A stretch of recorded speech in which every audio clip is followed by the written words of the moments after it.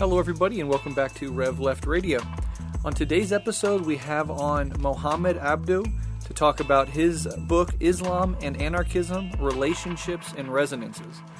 Those who follow the feed, who subscribe to us on podcast apps, will see that earlier this week we released an episode with my co-host of Guerrilla History, Adnan Hussein, on Marxism and Islam, trying to find some of the relationships and resonances there.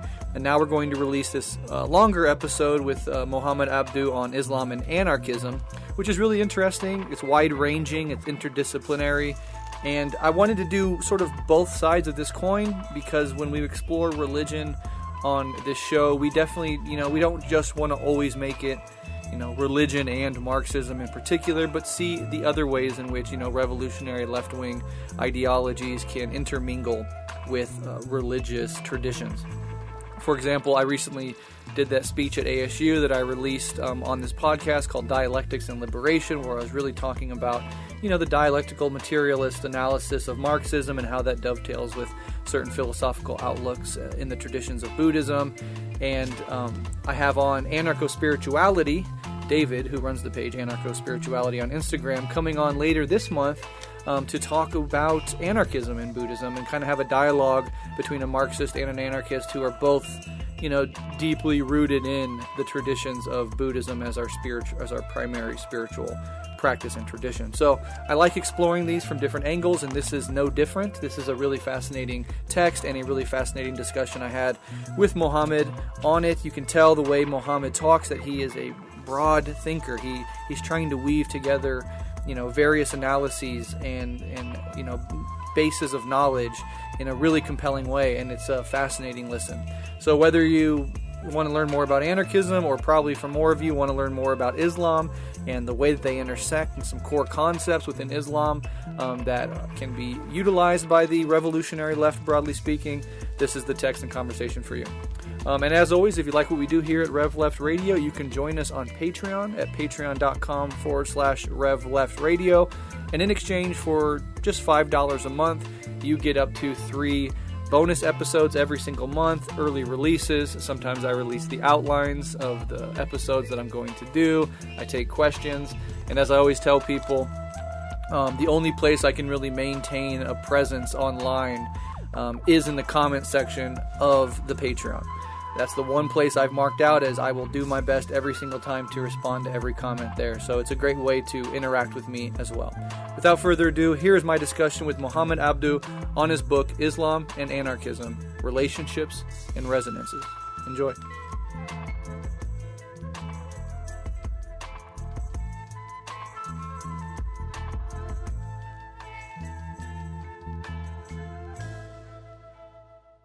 Assalamu alaikum wa rahmatullah.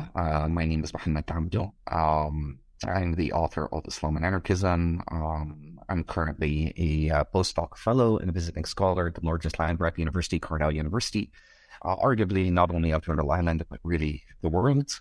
I'm also a former assistant professor of sociology at the American University of Cairo. I'm a social movement organizer really since post the Seattle 99 anti-globalization movement, the anti-war protests in Iraq and Afghanistan. Spent time with the Zapatistas on 2 different occasions, been involved with the Arab Spring, as well as abolitionist and decolonial land-based organizing, land-back organizing that has been going on for at least or close to 2 decades, arguably, as well as abolitionist projects. So yeah, that's a little bit about myself and what it is that I do. So in terms of my political affiliation, I identify as anarchistic, perhaps less so as an anarchist, but anarchistic, recognizing that Islam is inherently anarchist. And that's part of the argument of the book. My religious affiliation is I identify as a Muslim, but that within itself is a loaded term, since Islam sees itself as a continuity of other spiritual traditions, if you will. So I very much build, off of Christianity, off of Judaism, tantamount to having a minor in Jewish studies many years ago when I was still doing my undergraduate. I don't identify with a particular orientation within Islam or particular interpretation. Within Islam, I'm a Sunni who's a Shiite, who's an Ismaili, who's an Ahmadi, who's a Sufi, who's the multiplicitous elements, facets with it. Islam arose as a consequence of denominations excluding one another, also with the impact of colonialism and imperialism that certainly exacerbated the differences between these denominations. But it is out of an appreciation of all these denominations that I managed to call out all these different interpretations of Islam to unethical political commitments that have been abandoned, because as much as there are many interpretations of Islam as there are Muslims, arguably all Muslims are tied by one Quran, one text. We may differ over the oral tradition, and there was a science of oral tradition, or what is referred to as ilm hadith. But nonetheless, all Muslims share the one Quran, whether you're a nation of Islam, or whether you're Wahhabi Salafi, whether you're liberal Muslim or otherwise, you are somewhat beholden to this text. So that is a historical text, that is an interpretive text, that carries with it a lot of social, political, economic, gender dimensions that relate to it, and so on. So I'll stop there for now. And as for how I got into each of these traditions, look, I grew up, within predominantly Muslim societies. I traveled extensively within North Africa. I was born in Egypt, spent time within the Arabian Peninsula and the global South in general.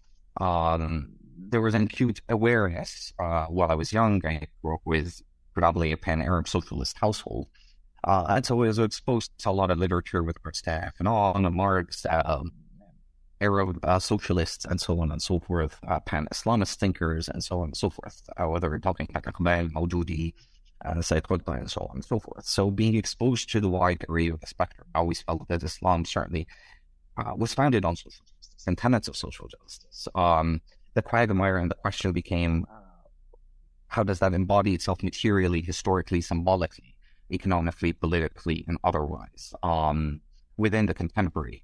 And that means that I had to understand the Quran and learn the Quran reasonably quite well in order to discern the different categories ostensibly that the Quran uses, and providing its own paradigm and its own view on life, as opposed to imposing an alternative view, a leftist view on the Quran. I wanted to work from the inside outwards.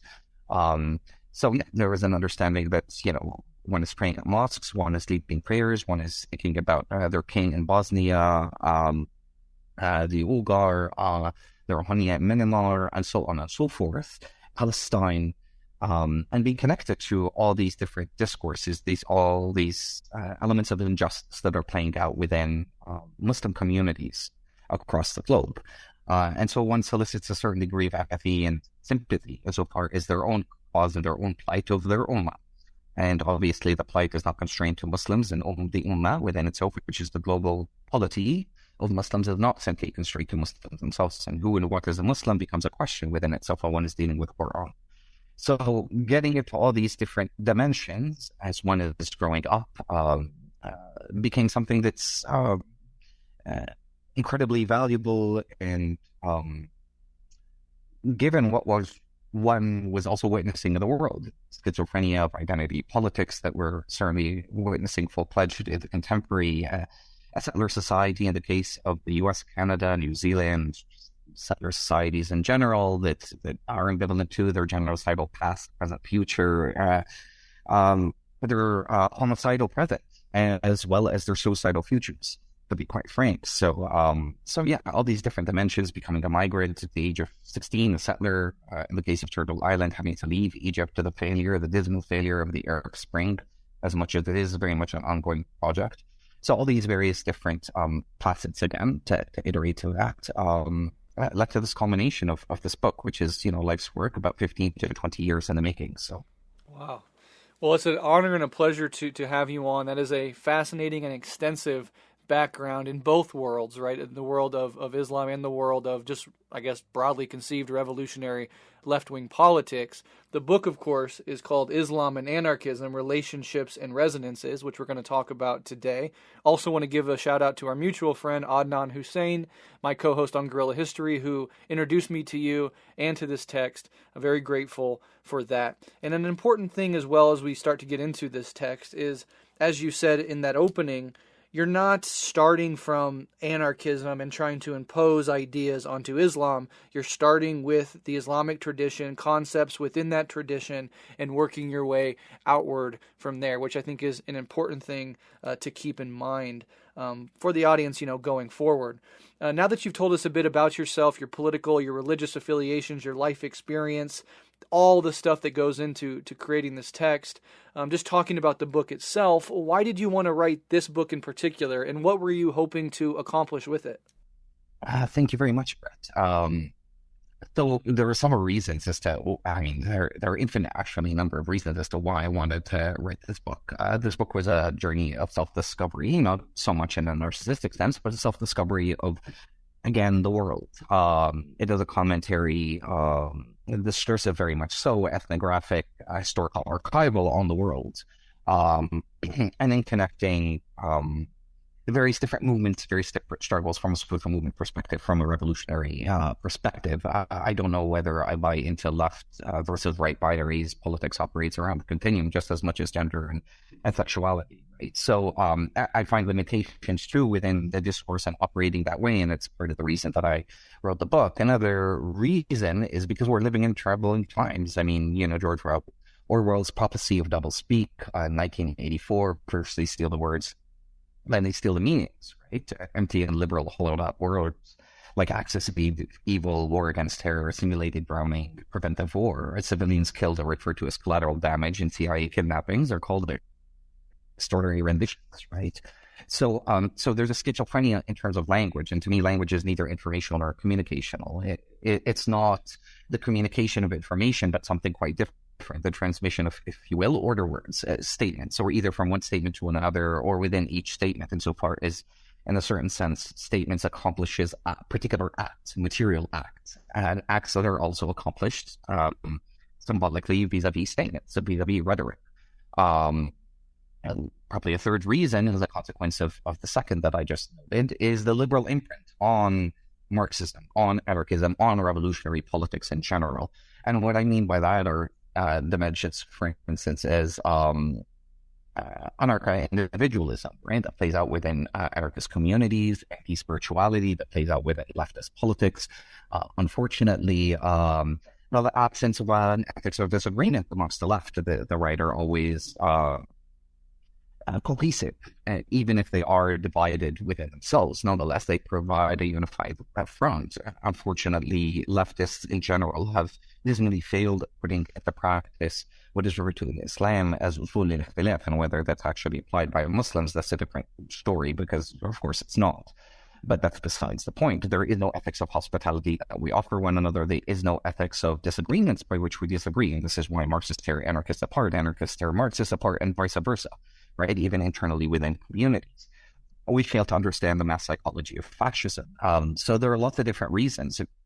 I think mostly this conversation should stay focused on this book, and we should all be open-minded and learn what we can from it. So instead of going back and forth, as I have done in the past with other episodes, I've had on many anarchists in the past, and we've actually had these debates. Instead of doing that this time, though, I'm just going to kind of focus on the text itself and learn what we can from you, because I think there's a lot to learn. And my audience, although definitely tending toward the Marxist side of the coin, as it were, on this one, is familiar with anarchism. We've definitely just, had anarchists on. We've debated anarchists. We've had anarchists on just to explain their politics, etc. But I would say that they're probably less familiar with Islam. And I'm very interested in religious traditions. I'm mostly, focused on and knowledgeable about Christianity and Buddhism, but very interested in Islam and want to learn more. So as a way into this text, can you kind of give us a 101 breakdown of what Islam is, its major branches, and its basic orientation, just to kind of set the table so we can go a little bit deeper in the following questions? Sure, absolutely. I do appreciate obviously your comments, Brett, because I am certainly a non-ideological, and at the end of the day, it doesn't matter to me whether somebody calls themselves a Marxist or anarchist. At the end of the day, we have Marxists that, can be racist. We have anarchists that can be Islamophobic. and so on and so forth. So to me, that's the limitation and strategic limitation of identity politics. So somebody telling me that they're a Marxist or anarchist, just to speak very briefly to that point, tells me absolutely nothing about the ethical political commitments that should have informed ultimately their Islam, their Marxism, their anarchism, whatever it may be. To me, the ethical political commitments are far more relevant and important. Now, to a 101 on Islam. So Islam is a major, or one of the three major monotheistic traditions. Probably your audience would be at least familiar with that. It sees itself as a continuation, if you will, of Christianity or Judaism. I would say that in terms of its symbolic as well as its material and spiritual practices, it perhaps resonates more with Judaism and the other way around than perhaps with Christianity. And we can perhaps talk about the reasons or in what ways. Down the road. But yeah, certainly the central concept within Islam is Tawheed, sole authority that one pledges sovereignty to or allegiance to or recognizes the authority of is Allah subhanahu wa ta'ala. One does not pledge allegiance to a nation, to a tribe, to an idea, to a family, to children. The loyalty is engaged that way. It is simply strictly to Allah subhanahu wa ta'ala. There's no central church. There is no hierarchy. There's no priesthood within Islam. So unfortunately, a lot of people read terms like imam as being a leader and khilafa, or the need for a singular leader, which I obviously take up in the book and discuss, because the Quran would argue opposite to that in a certain sense, because we're all caretakers of one another and of non-human life. Which Islam doesn't anthropomorphize. We don't see non-human life as, if you will, as objects. So we see them as subjects that we are in relationship to. There are many things that one could say about Islam. Their major denominations are the Sunni and the Shiite. I mean, those are the two major ones, but within those branches are multiplicity of different other branches. The madhahib, or the different interpretive formations, again, that within those discourses, and within those discourses and what they lead to in various, again, different cultural as well as religious interpretive formations. Right? So in the Sunni Islam, you have, for instance, 4 different madhahib that exist: the Maliki, the Hanafi, the Shafi'i, the Hanbali. Right? So, and the same thing, there's similar things in Shiism. Certainly. So definitely there are other branches that exist within Islam. I know some of them. There's Sufism, Ahmadis, there's Ismailis. Muslims were excluded, other Muslims, depending again on the interpretations that are playing out theologically, politically. Here I wish to distinguish too, as my work does, that there is an interplay between Islam and culture, absolutely, in a geography, space, time, and so on, while the two intersect and interplay with one another and manifest different, again, Islamic formations or Islamic interpretations. Nonetheless, I wish to distinguish between the religious discourse and the cultural interplays. So, the hijab manifests itself in many different forms: the chadur, the burqa, the regular hijab, and so on and so forth. Now, whether one even buys into the hijab or not, given it's a woman's choice, and so on and so forth, that's also a different, or a component of the conversation that needs to be had. But nevertheless, that's just to highlight a different interplay that happens between Islam and culture, between religion, and particularly specifically through the Quran and the oral interpretive forms that I noted before, vis-a-vis the hadith, vis-a-vis the science of kalam, of language, of falsafa, of philosophy, and so on. So there's an entire corpus and if you will, legalistic methodology that does exist, albeit in its classical form, and that is part of the goal of this book, is to engage in a resurgence, a reinterpretation of even these classical ways of interpreting. Because the problem with a lot of Muslims is they fail to understand and recognize the world that we live in right now, and consequently they fail to apply Islam as it exists right now to the world and in response to it. And this is why we see the Orientalist or the reactionary. The Orientalist in the form of the liberal progressive, I want to be a good citizen Muslim. Yeah, this country is founded on genocide and slavery, but look at me, I'm an example of the American dream sort of type trope. We can change the society from within. The American dream is a constant evolving project within itself. And we have the reactionary, neoconservative, or fundamentalist that represents itself in the form of conservative Islam, Al-Qaeda, ISIS, even going back to the Muslim Brotherhood in a certain sense. And again, the particular religious divide that fortunately Muslims have internalized.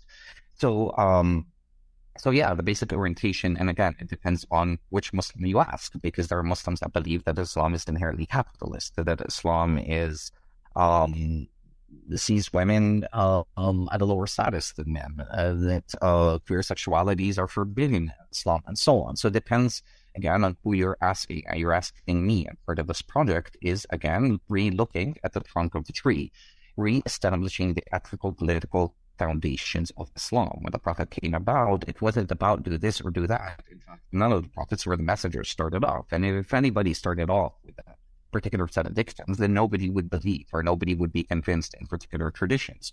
Rather, you have to take people gradually along. And the first message was Tawheed. So for the first 10 years, even over a decade, it wasn't about Muslims should drink or not drink, or pray or fast or not fast, albeit all these dimensions came as complementary, if you will, pillars that sustained the ethical political agenda that Islam laid forth.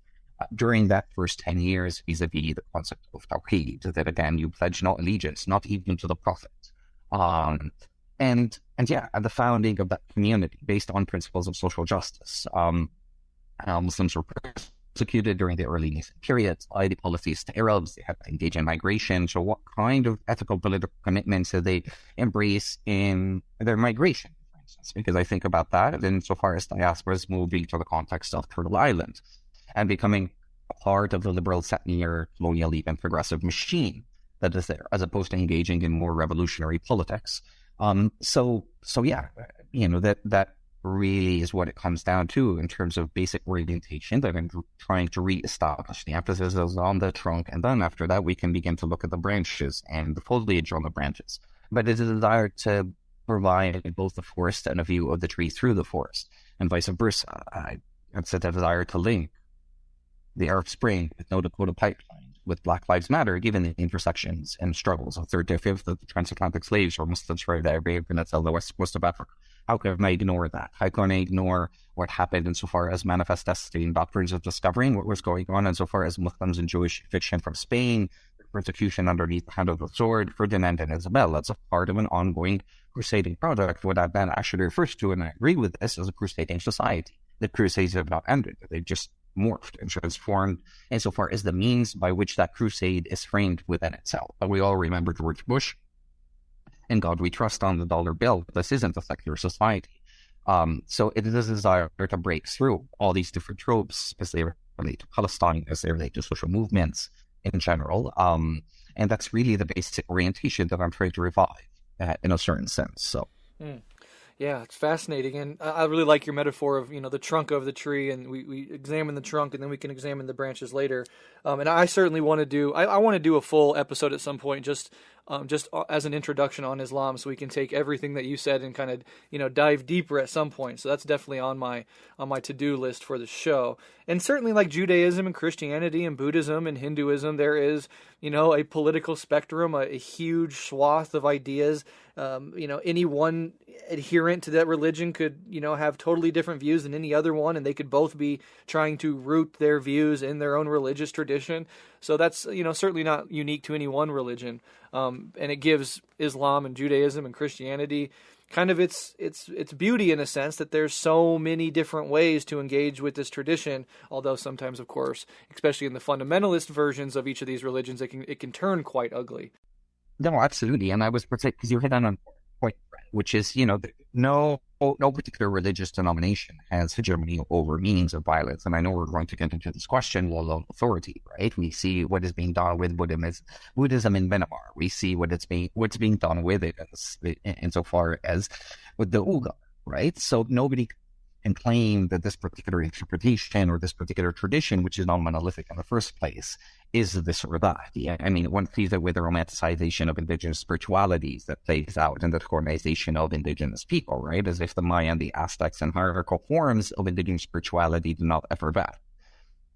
And that is precisely becomes the point, right? Is what is religion has been used as a source of liberation, but it has also obviously been used as a source of oppression.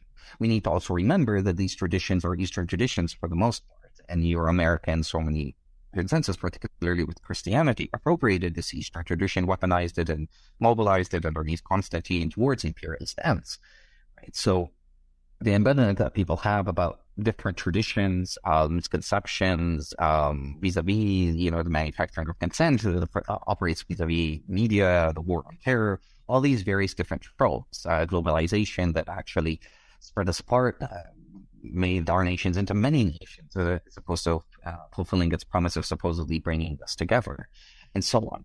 For all these different reasons, the stereotypes and so on, it becomes very important. So I get the fact that a lot of anarchists, a lot of leftists may grow up in oppressive households, particularly in the global north. They've been exposed to an oppressive kind of Christianity, Catholicism, hierarchical, authoritarian, and so on and so forth. But then the attitude to just walk away as opposed to decolonize that tradition, which a lot of people, particularly anarchists, have been really spearheading over the last 2 decades. We put out several volumes of religious anarchisms, Buddhist anarchism, Christian anarchism, Jewish anarchism, and so on. And it helped break the foray. There's a lot of work that needs to be done on the left insofar as that and the reconciliation of, again, spirituality, and just because of the follow-up question, which is, decolonization, which you had in mind. So, and yeah, the role that decolonization plays in this particular text and what decolonization exactly means, because we have also different traditions of decolonization that emerged the 60s and 70s, but also very much in the contemporary, given what indigenous struggles, peoples, discourses, and so on have also contributed to an understanding of decolonization within itself. So. Yeah, absolutely. And that's a perfect segue into that question, because it is, as anybody listening can tell, and then anybody that engages with the book can definitely tell, that decolonization plays a central role in this text in the way that you think, which, of course, I agree with is utterly important. So can you kind of talk about the ways in which Euro-American settler colonialism and capitalism have shaped the way that Muslims in general think about themselves and politics in a way that you're critical of in this text? Well, we need to just clarify, first of all, I think, or the way I'm using decolonization, Sure. because again, there are different traditions, and I don't mean to lie to any of them. There are certainly, the African traditions of decolonization that were brought up by him, really that even extended beyond. I mean, we have symbols, obviously, as Sankara and Turi and so on and so forth, the Quran and so on and so forth. But, and the way that they manifested too, in terms of, again, various different struggles, Palestine, George Habash, and so on. So again, there are different manifestations that occurred in the 50s, 60s, and 70s. But to me, decolonization, and this was the point behind the state, and again, to transcend sort of that Marxist critique, if you will, that as I understand and as I learned from indigenous struggles and indigenous discourses, insofar as decolonization addresses spirituality, it distinguishes between organized and hierarchical religions and decentralized, if you will, understandings of spirituality. In Islam, there's a difference between religion and the concept of deen and iman, which is faith, and ruhaniya, which is spirituality. Those are closest approximations, right? The other thing in the Quran that we need to also realize is that there are at least 3 different categories of individuals that the Quran identifies. There's Muslimin, which are Muslims. There are mu'minin, believers, and of course there's the kuffar. The mu'mineen are believers that don't necessarily ascribe to Islam. So a lot of verses in the Quran, and Allah, who does not shy from using whatever expressions to address whoever it is that they are addressing, will usually, the verse will start off, Ya ayyuhal mu'mineen wal mu'minat, all believers across genders. Right? How does that transform, or what are the qualities, the ethical, political commitments that inform the category of the believer, and hence the Muslim, versus the kafir, or the infidel, if you will? Right? And one begins to discern certain ontological and epistemological commitments, right? The believer is the one that does not corrupt in the earth, that does not engage in excess waste, that minds the responsibilities and the rights of the poor towards women, gender dissidents, that upholds justice. God is just and love those who are just. So yeah, whereas insofar as the category of the kuffar, there are those who corrupt in the earth, who destroy it, who don't mind the rights of the orphans, the wayfarers, travelers, and so on and so forth. Decolonization is also inseparable from abolition. They're 2 sides of the same coin, if you will. You can't have abolition or Black liberation without indigenous liberation, given how indigenous people have been conscripted towards in the enslavement of Black people, and Black people have been conscripted towards the enslavement towards the genocide of indigenous people. This is how we also have Afro-indigenous identities, Black Mi'kmaq, Black Cherokees. So again, the complexity of how white coloniality, white modernity have pitted us against one another becomes something that's important to understand the decolonization. Decolonization is also not interested in romanticizing the past. I'm not going back to 1492. There is no going back to 1492. There isn't going back to 1,444 years ago when Islam emerged during the time of the Prophet. No, what I'm interested in extracting are the ethical political commitment that founded that original polity and projecting them into the present. That's what decolonization is concerned about. The landscape, the geography has changed. So again, there is no romanticizing and a return to 1492, and Muslims have committed a lot of errors over 1,444 years of history, and we can speak as to why that is. And the simple answer is they have lost touch with the ethical political foundations of that original polity that we're all supposed to abide to. Now, what are the ways in which Euro-American colonialism, and capitalism have shaped the ways in which Muslims generally think about themselves? Unfortunately, there's been a lot of Muslim, and again, I'm not taking away from Islamophobia, and the Asian violence, and again, we see that intersection between race and religion, Sikhs being mistaken for Muslims, and so on and so forth, right? And that violence stretches out because of white supremacy that birthed everything from Zionism into crusading politics to Wahhabism. I mean, that is white supremacy for us. But again, to emphasize that interlink between race and religion. So the anti-Asian violence are not just simply about anti-Asian violences. There is a religious couching of that violence, that racial violence within religion at the same time, given, again, the significance of 1492, the Enlightenment Project, and so on. So Muslims have bought into those self-victimization narratives, if you will. A lot of Muslims nowadays, and again, I'm referring to particularly diasporas, because the great a measure of Muslim communities, particularly in Turtle Island, are African American communities. They're not actually the diasporas, but within the diaspora, there's a huge problematic. The boys-in identity crisis, right? How do we reconcile our Muslim and American identities? Well, you can't, because one is constructed upon a colonial identity, the other isn't necessarily so. But you're having to then reconcile these blatantly contradictory sets of identities in binary or logics. The moment that you call yourself a Muslim American or American Muslim, you have justified or at least legitimized the settler colonial state, the way that voting is taken up as a form of harm reduction. What democracy constitutes itself, as much as Muslim Americans may sit down and at this stage understand that America is not much of a democracy, and as much as, I'm seeing these kinds of critiques online, vis-a-vis social media and discursively and so on, there's a failure to center indigenous people and indigenous struggles. Indigenous people are not an add-on in this context. So as much as diasporic Muslims may be addressing anti-Blackness, that unfortunately has seeped into Muslim communities, both over here and within, if you will, our motherlands or homelands. Egypt being a prime case example. Look at the anti-Nubian, anti-Sudanese disavowal, and the construction of Egyptian identity as white, which Coptic Christians had fought for at the turn of the century when they were experiencing a great deal of persecution because of the Muslim Brotherhood. But what happens when these diasporas then move towards Turtle Island? They're engaged in a whole different other sets of oppressive logics that sort of transmit the injustices upon other communities. And this is why the wheel never ends, if you will, that failure of understanding the level of responsibility that comes with migration towards dispossessed land, towards people that are still ongoing genocides, towards afterlife to slavery projects, because slavery is not ended, as Adi Hartman had noted, the standard laws, school to prison pipelines, and so on and so forth. So that affects the trajectory in terms of how do we achieve social change, and where is our place within the society, let alone in relationship to the world. Muslim Americans, I know a lot of Egyptians, for instance, that have dual passports, right? Some of these Egyptians, and here's a whole different word, or can of worms that we can certainly open up. These Egyptians, in so many ways, got arrested in Egypt, some willingly, some people actually handed themselves over to Egyptian authorities because they wanted to establish a name for themselves. And this was a kind of a joke during the 18 days of Tahrir, that if you wanted to become a Twitter woke celebrity and so on and so forth, well, get arrested.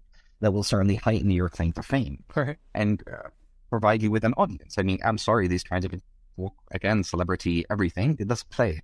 Everybody nowadays labels the indigenous slam that they're all, but how many people actually, again, center indigenous struggles, let alone indigenous people? The ballgame is, again, very different. Let alone actually got their hands dirty and have been on front lines on indigenous and abolitionist struggles and so on. So, but the point is, so these folks get imprisoned in Egypt. They manage to get out after a period of time because they have American passports. They tend to be middle-class youth and so on, English-speaking youth. They make it to the U.S. and they're talking about human rights in Egypt, prisoner conditions in Egypt, but have absolutely no attachment to abolitionist projects or address anti-blackness or address the fact that they are Zionists on stolen land, because unfortunately, diasporic Muslims, again, who are walking down the streets, and I'm all for direct action, I've participated in it for years, but they're walking down the streets and whatever kind of protests, particularly for Palestine, and they don't recognize the fact that they are Zionists on stolen land. I refuse to do anything about it because they don't want to give up any of the privileges that perhaps they have gained. Now, I'm not saying that the diasporic settler is in the same status as a white settler. Privilege and complexity circulates in different ways, given race, given various dimensions of migration, and so on. But that is all to say that that interrogation has yet to happen. And so that generally leads Muslims to a state of discombobulation, and so far as what they want to achieve, because precisely it's very schizophrenic. It depends on, again, you have the conservative Muslims that are very much gung-ho about Jordan Peterson, those kinds of, if you will, white hyper-masculine religious idols that have cropped up on the scene of late. And it makes it easy for them because then they can continue on with their queerphobia and not interrogate, for instance, same-sex literature that is part of Islamic folklore that extends over 1,444 years of history. They don't have to contend with their inner micro-fascisms. They can condemn America while at the same time maintain themselves in their enclaves, gentrified or otherwise, without having to engage in other communities whatsoever. Look, we've got the beautiful new mosque in this particular city in America. This is going to be a wonderful symbol for the ummah, the multicultural diversity, and so on. But we all know the sicknesses and the illnesses that are replicated across sectarian lines, across racial lines, across gender lines, across queer lines within that mosque that is supposed to be a safe space, that is supposed to be a space of organizing, political organizing of our community, but it's no longer has become. It's been very emptied out, hollowed out of the politics that nevertheless guides the dynamics that inform the community, nonetheless. So settler colonialism provides that colonial imagination, and that could be a positive thing, that could be a detriment. The positive thing is that if one recognizes, again, their complicity now that they have migrated in particular struggles because they're on dispossessed land. The other opposite horizon, of course, is one that is blinding, is the fact that you see yourself as part of the land of the free, the home of the brave, that particular narrative. I know a lot of activists that were quite involved in the Arab Spring. They moved to the U.S. Because of queerphobia in the global South, because of repression that they're facing. And once they come over here, they have no interest in being involved in politics whatsoever. They want to live their lives. They want to party. They want to have fun. They want to just be in safety, which again is an argument that I understand and I empathize with. But if this continues on, then what does precisely liberation mean? I mean, people can't even answer simple questions as to where are we headed? Where are you headed nowadays?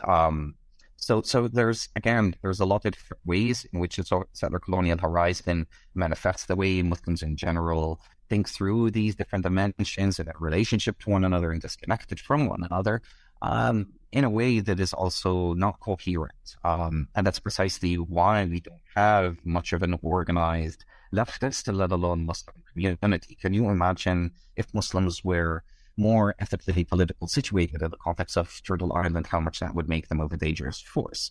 Because I shudder to think that indigenous people have lost absolutely everything. Yet the resurgence insofar as their knowledge, their emphasis on land back and all of land being back, on the assertion of indigenous sovereignty, indigenous nationhoods that tends to be non-statist in terms of its orientation, and so on and so forth.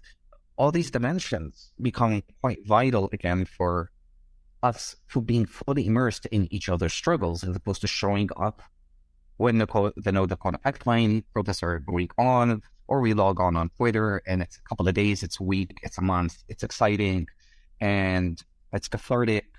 Same thing with the anti-war protests. But how many people have actually, again, invested in getting to know Muslims, in getting to know Arabs or Rwanda people during the anti-war protests and breaking bread with Muslims? This is why these misconceptions continue on. The same thing with indigenous people. And that's precisely why this discontinuity continues. We're shopping around for solidarity because there are so many causes that are happening at the same time. Yet we're not connecting those causes because, given the way that they're intertwined together.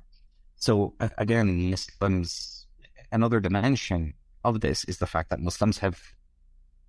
diasporic Muslims, because of the way that they have bought into civilizational attitudes, they tend to veer towards the sciences a great deal when they're pursuing school, right? So they're trying to seek to become doctors, lawyers, engineers, occurring kind of professionalization, as opposed to valuing the arts and the humanities that gave rise to civilizations, to polymaths like Ibn Khaldun, like Ibn Sina, Ibn Battuta, and so on and so forth.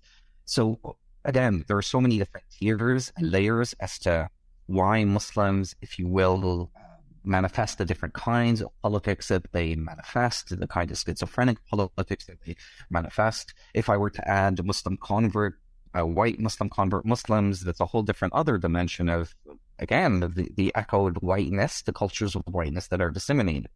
The orientalization that happens within mosque spaces, particularly towards converts, and so on. And it's very insidious. It gets to the point that, Muslim families or Muslim women will want to marry their children to white Muslim converts simply because, again, there's a part of an erasure of the color of skin. We've got to a point where we resent our own color of skin, so we're ready to bleach it white.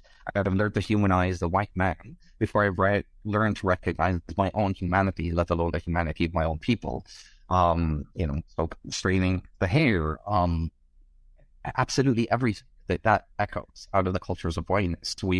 But that is what I speak to in terms of the dignity, the sense of shame, and the fact that we need to look more inwards into our own traditions, spiritual, political, and otherwise, because we do have our own frameworks or references. And again, this is not to take away from revolutionary leftist politics as they emerged within the global north, but it is to say that BIPOC people need to look back to their own traditions, and they're simply not doing enough of that. And that's precisely why we're in the state that we're in. So, yeah, incredibly in-depth and insightful analysis of so much there. I mean, I completely agree as well as that last point about looking back at your own traditions as a way of moving forward instead of looking at the traditions of the hegemonic white global north culture and its sort of consequences and the consequences psychologically and identity wise just for people that are not from the global north or that are part of the diaspora in the global north, but originally from the global south. And so I think that's a really important thing to point out. And again, like anybody listening to this can see immediately the absolute dedication and depth that you've given these questions, which I think are so essential and really come out in the book in full detail. So while this conversation is only an interview kind of touching the surface level, I mean, as much as we can of this text, I really encourage people that are, turned on by this sort of stuff and are really interested in this stuff to get the text and dive even deeper. But moving forward, a core concept that you use in this text that you introduced me to actually, and I hope I pronounce it correctly, is ijtihad. And that is an important concept within Islam. So what is ijtihad in Islam, and can you articulate your use of it in the context of what you call anarchic ijtihad, as well as how you mobilize it in this text in particular? Thank you for that question. Ijtihad is a fundamental concept that exists within Islam, and it is the right of Muslims to engage, and all Muslims, so let me emphasize, it is the God-given right of all Muslims to engage in religious reasoning, in the interpretation and reinterpretation of the Quran and religious texts or Islam in general. A lot of people are ambivalent to, as in any text, I said that the Quran is a historical text, as religious as a divine text. It can be the multiplicity of paradoxes, of conjunctive ands, as opposed to disjunctive ors, right? So with that realization, the Quran has a lot of verses that people don't know the meaning of. For instance, Alif Lam Mim is a verse, it's the second chapter of the Quran, the chapter of the cow. Nobody knows the meaning of these three Arabic letters conjoined to form an Arabic word. There are more blank spaces on a page than what's written in black. And because Islam operates in the realm of ethics, it does appreciate morals. And here I wish to distinguish between morals and ethics. And therefore, not kill is a moral commandment. It's a beautiful commandment. But the ethical situation is one that is contingent on space-time. So if somebody is threatening you or me, we reserve the right to self-defense. So that's an ethical situation, how that self-defense takes place. And we could sit down and discuss that. But nonetheless, that's an ethical situation. And that doesn't take away from the morality that thou shalt not kill in general. But that's just to make that distinction. But then, in that particular instance, if we're talking about ijtihad, then ijtihad is also a collective practice. So it's not an individual practice because it is one that relies on other anti-authoritarian or non-authoritarian, more explicitly anti sort of a polemical position in my books. Non means that I've actually extracted the non-authoritarian concept. So ijtihad is related to shura, for instance, mutual consultation and community consensus, ijma' is another one. It's also concerned with the concept of maslaha, which is public welfare. It is tied to the idea that we're all caretakers, again, of non-human life and of one another as khulafa. It understands that the imam, the guide, the spiritual guide, and after the death of the Prophet is the Quran. That is the ultimate parameter by which we hold each other, particularly as Muslims, accountable. If you will, to the word of God, or to fulfilling the ethical political commitment, so that divine, that creator, of which creation is an extension of, would like us to abide by. We've created you from different nations and tribes so that you may get to know one another, and the best amongst you are those that fight or engage in righteous struggles, particularly insofar as, again, social justice.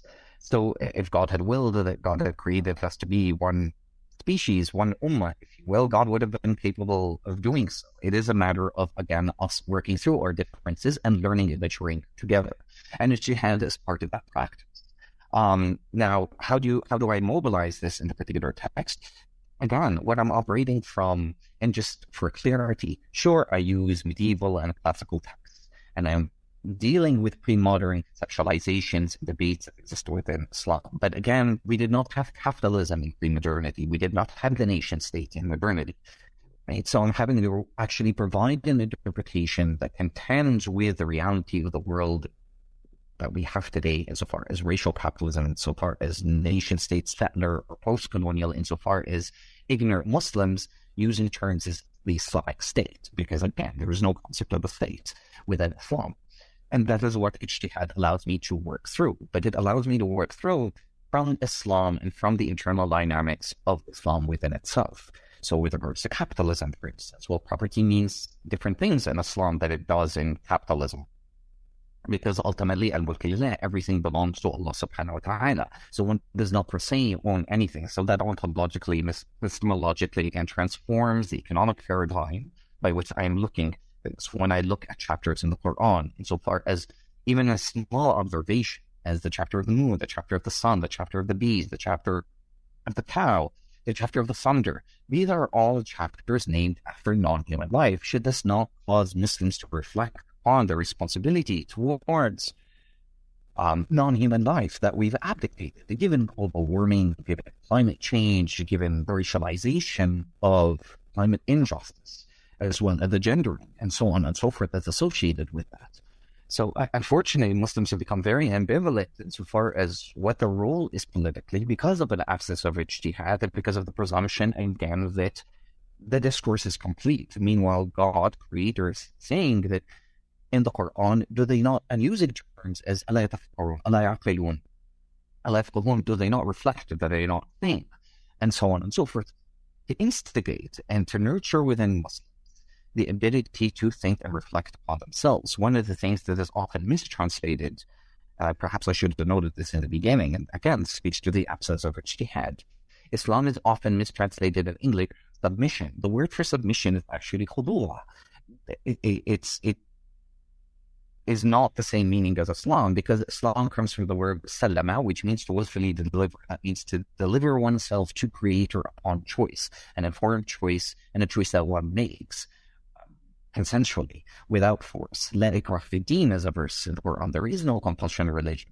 So it's, again, the desire to reconcile not the contradictions, but the paradoxes that exist, particularly insofar as the Quran and allows for that, allows for me to work through the ontological, epistemological commitments inherent to Islam. Now, what are the objections to that from Muslims? Muslims will come about and say, well, this is a form of bid'ah. Bid'ah is innovation, and there are good innovations and there are bad innovations. Minarat was a good innovation. Tarawih, for instance, the prayer that we're in the month of Ramadan, that Muslims usually pray together in the evening because it's a collective act of spiritual belonging, of materially us knowing in our gathering together our current conditions, those that are poor in our communities, for us to have those face-to-face interactions, as opposed to shying away and turning away ourselves from panhandlers or poor people when we see them on the street, because of an internalized sense of shame, because we've abdicated that kind of responsibility. But Tarawih, nonetheless, that is innovation. It is a good innovation. It is a good bid'ah.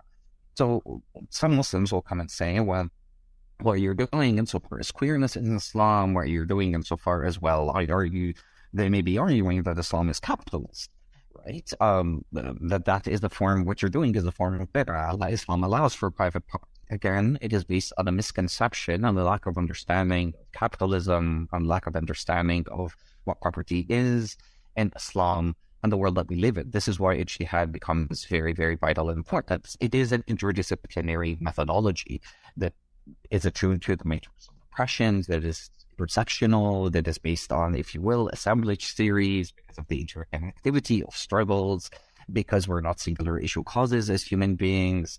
We're not just individuals or networks of relations of power, and so on and so forth. So it is operating from that perspective in order to, again, create a kind of solidarity within community that isn't solid either, that allows for personal autonomy while maintaining a certain sense of collective and communal responsibilities that Muslims have towards each other, or really our species has towards each other in a relationship to non-human life or other than non-human life. So that is the primary goal. But ijtihad is for the living, it is not from the dead. And I continue to state this simply because, again, a lot of people would like to see the door to ijtihad closed. It can't be closed simply because it is a God-given right.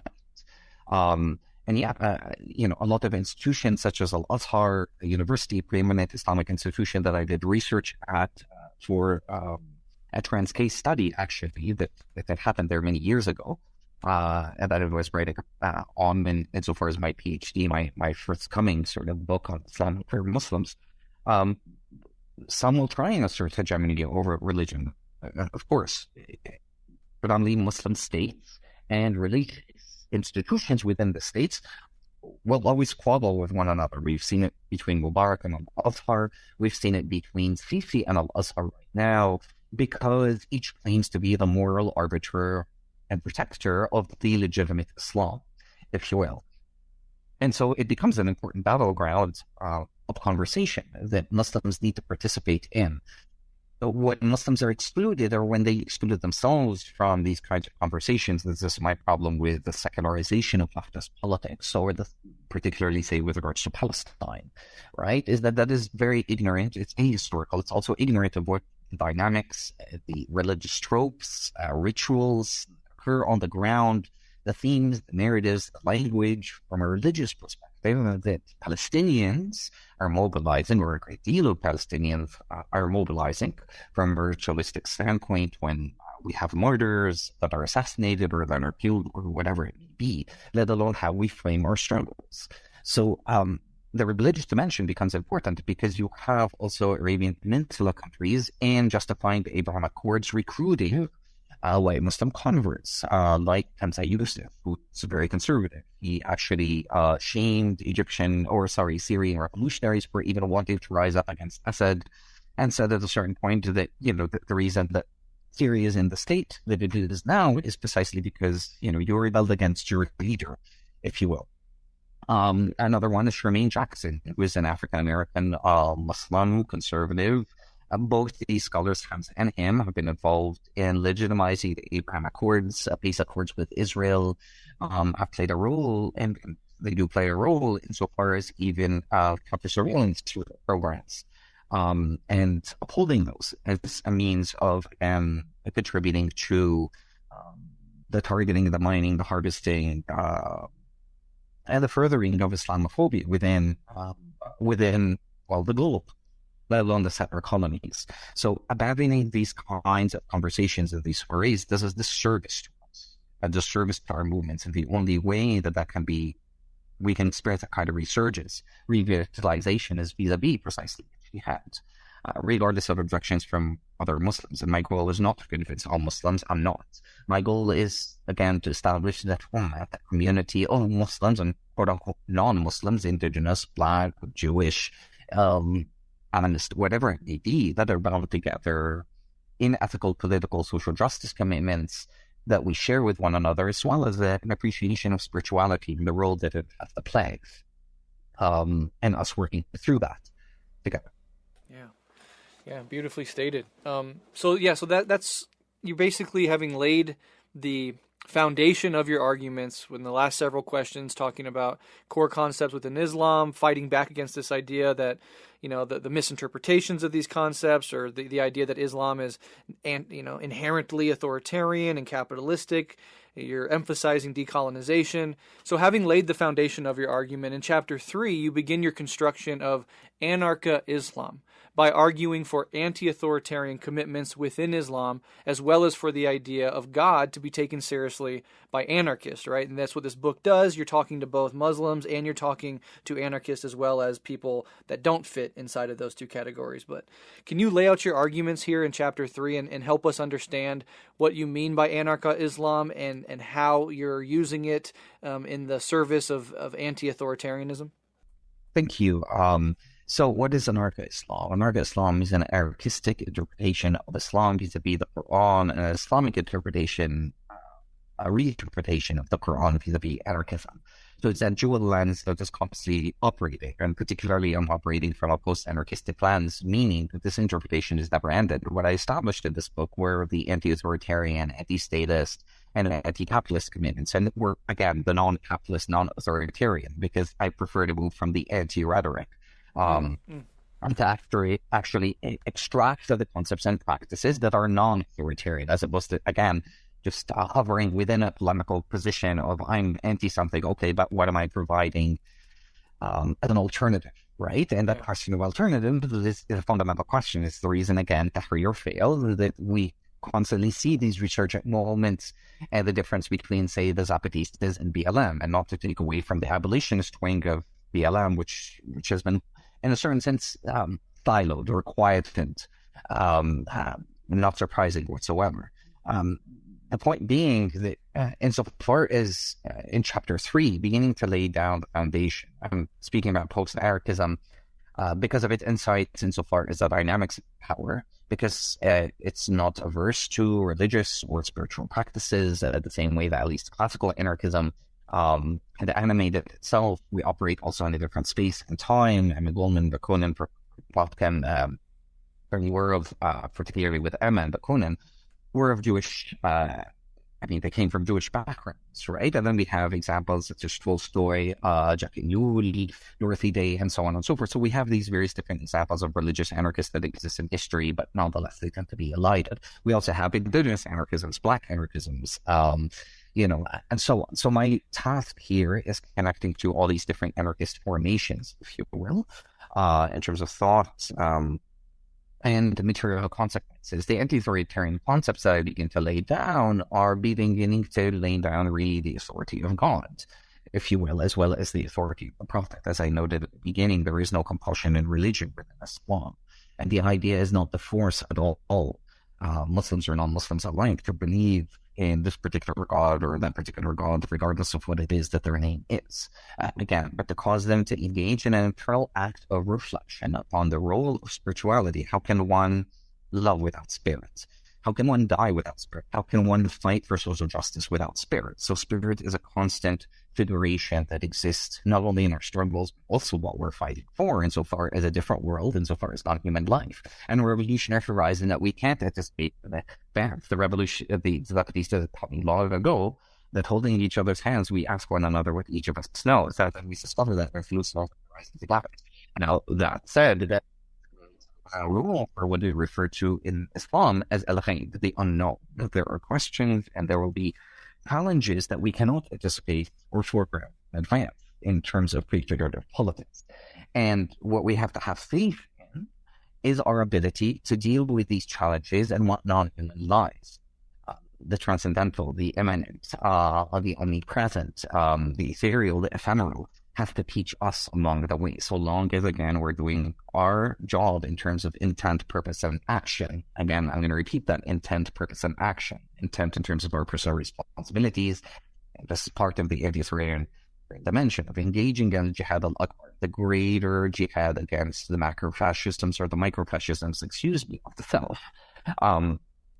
Because what Chapter 3 lays down is this logic of micro-fascisms. We're all authoritarian because of the role of the state and what it plays in our lives. The state acts the role from a psychoanalytic dimension of Dabi, the one that teaches us the discipline to control, to styrate space, movement, to walk in when the traffic lights are green, to stop when they're red. That self-discipline, that authoritarianism in terms of the questioning. When we meet somebody else, who are you, what do you study, and where are you from? Because that allows us, again, a sense of safety. Once that person has answered those questions, we know how to box them in. And that's the state of logic. There is no desire, inherently so, to invest in actually getting to know this person. So the state plays that role of the authoritarian evil father that we've internalized, right? And on the other hand, capitalism plays the role from a psychoanalytic perspective of the mother that is capable of materializing anything and everything, shade over on a t-shirt. Nothing is sacred to it. Love celebrated on Valentine's Day, our gay pride parade with Heineken and all kinds of pride advertisements, hovering in the back. So working through these logics means that I needed to look at Islam and see what it had to say insofar as authoritarianism, insofar as governance in general. Islam did not lay down a macro-political structure of governance. What it did was it laid the concept of the end. That sovereignty lies besides being in Allah subhanahu wa ta'ala's hands, being associated with the Ummah.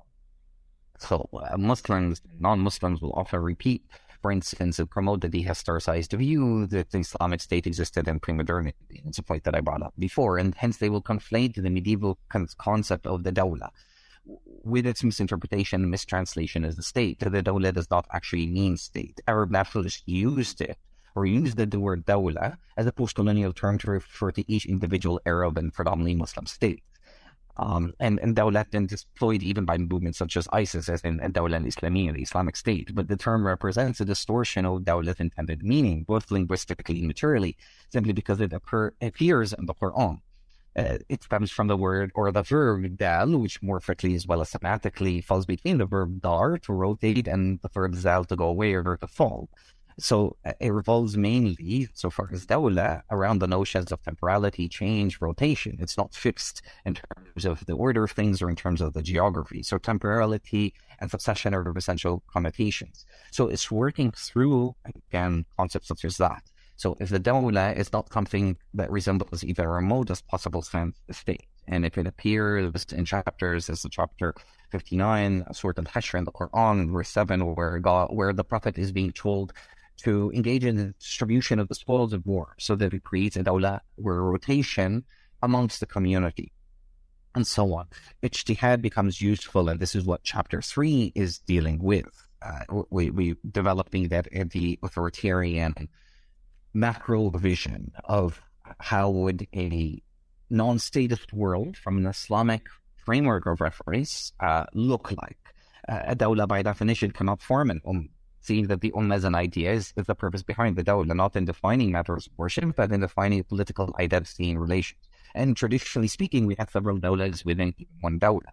For instance, we had the Hamdanite, the Buayyid, and the Shidi, the Ayyub, and Mamuli dawlas within the Abbasini period, and Ummah, the Muhammad Ali and Ali Kabir dawlas were in the Uthmani period. And the fact that you had an Umayyad Caliphate that had a seat in Damascus does not mean that there were Syria as much as Abbasid. Right? Did not mean that there was a state called Iraq.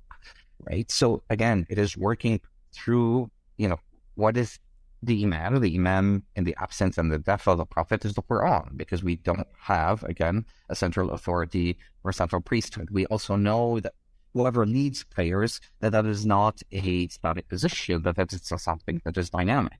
I mentioned some of the, and so it depends on the collectivity and the community, and whether the community wants this particular person or that particular person to lead them at any given prayer. I mentioned concepts, anti-authoritarian concepts of shura, ijma', maslaha, khulafa, the fact that term is used in the plural form in the Quran, in the sense that we're all caretakers of one another, but somehow Muslims have confined that to the need of a singular caliph or a singular leader, despite the fact that they would also concede that we're all khulafa, and that's part of the misreading of what had happened following the Prophet's death, that Muslims perceive that, Abu Bakr led, then it was Omar, then it was Uthman, and that it was Ali. But they failed to comprehend that already this community was operating vis-a-vis collective mode of decision-making, vis-a-vis a politics of good governance, that they have employed vis-a-vis maslaha, vis-a-vis shura, that they had embodied those anti-authoritarian, and the fact that even their personalities, their characters complemented one another. Abu Bakr was known as soft and the gentle-hearted. Omar was the more zealot type of Muslim. He came late into Islam. He was staunch anti-Muslim for a very long time. Uthman was known as the Sakhi, the very generous. Ali was known as the door to knowledge. Then you had the wives of the Prophet, the women, the muhaddisat. It existed, and so on and so forth within and that decent period. And they were all a part in central decision, making the day-to-day operating of the community. Right? So it wasn't a matter of a singular Khalif, per se, leading the decision-making process, not at all. So, again, what I'm laying out is the non-authoritarian Islam. Insofar as God, again, whether people believe in God, that is that personal choice. I don't care what they call God, be it Allah, be it Buddha, be it Jesus, whatever it may be. But what comes out of that is a sense of, if you will, humility, is a sensibility insofar as, again, that revolutionary rising. What we know, insofar as history, what revolutions entail, what they involve, and what we cannot yet anticipate, and ostensibly what spirituality has to teach us insofar as that journey, and the distinction, again, between disorganized, decolonial readings of it, and interpretations of traditions, religions, and so on and so forth, versus ones that are authoritarian in terms of the readings. So, again, that is part of what is being laid out in that construction of Anarcha-Islam. Anarcha-Islam is dealing with anti-statist politics, is also dealing with anti-institutional politics, because institutions are hierarchical, is also, again, dealing with anti-authoritarian politics at the level of horizontal, again, because we are not, power isn't simply symbolic or structural. Power is asymmetric. The problem becomes when we're trying to organize that power, be at the level of revolutionary organizing or organizing in relationship to the state, in the states, or in parallel to the state, as we're trying to build an alternative world, a world that fits many worlds, given how our fires are interrelated and interconnected to one another. So this is part of the goal of that particular chapter. It's working through anti-blackness that exists within Islam, working through the race and religious discussions that I had noted earlier, beginning up to open up for race insofar as non-racial, non-ethnic conceptualizations of indigeneity that also don't play into return to innocence narratives of Shireen Al-Razaf points to it, or Indian grandmother syndrome, where everybody claims a certain kinds of indigenous belonging that takes away from land claims, that takes away from indigenous identities within themselves and what is at stake, let alone the replication of block quantum politics and so on and so forth. That also is the other side of that coin. So it is, again, opening up those furries, and that is what that particular chapter is up to do. Establishing that ummah that is pluriverse for everybody, and how everybody would be able to fit in, while setting the stage for how that would look like. Yeah, and I really loved this chapter of, I love the whole book, but this chapter and the next chapter, you're taking concepts that I, as an American left-wing person, are familiar with, and you're basically, like, from my perspective, helping me learn about Islam and central features within Islam as you're making your broader argument for the purposes of your book. So I'm learning so much listening to you and reading this text about this beautiful Islamic tradition through these concepts like non-authoritarianism, and in the chapter 4 against capitalism. So if I'm not mistaken, you can correct me if I'm wrong, you're constructing this Anarcha-Islam in chapter 3 by taking up these non-authoritarian commitments within Islam, and then in chapter 4 you're continuing that construction by arguing against capitalism, again using concepts already embedded within the Islamic tradition. So can you summarize your major arguments in this 4th chapter regarding capitalism, and kind of outline some of the Islamic concepts you wield in service of this anti-capitalist perspective? Absolutely. So, when I laid down, or at least I noted the element of property, right? And how one can sum everything belongs to Allah subhanahu wa ta'ala. So ultimately, we will be responsible and are accountable in this world and the next as to what we do with the supposed belonging, right? It isn't a Protestant ethic that operates vis-a-vis the moniker that one deserves, essentially, the world, the material or non-material of what it is that they have gained. Because of what they committed in their life. So it's an anti-Protestant ethic ethos, if you will. There are other dimensions. For instance, we're in Ramadan right now, and a lot of people perceive Ramadan as simply an abstaining from intimacy, from food, from water during the day, as a mode of self-discipline, control. There are elements of health that are associated, but it is about the community getting to know one another, itself, and you. It is the right. Ramadan usually concludes with that, right? With the payment of zakat al-fitr, which is the right of the poor over the rich. It's not some kind of benevolent charity that's to be given by those that are better off. It's actually the right of the poor over the rich. A lot of Muslims will come out and say, well, I pay my zakat, which is whatever sort of percentage of capital or the income that I've accumulated in that particular year, that I earned in that particular year, and they will see themselves as, fulfill their Islamic responsibility. But the problem with that logic is the fact that is a part of a larger anti-capitalist economic paradigm that exists, and if you separate it, or if the infrastructure or the structure, the economic structure itself is not accommodating, if you will, not only the payment of zakat, but in principle, it is not built on social justice foundations, then the zakat is not going to contribute, because the zakat is just one component, one small component out of a wider, again, economic framework of social justice that exists. We have the concept of mudaraba, of musharaka, which really rests on the idea of cooperative communities that allow room to professional innovations. If somebody starts a particular project, it checks and balances. If somebody begins to abuse a particular land that was given to that person to begin a particular project by the community within itself.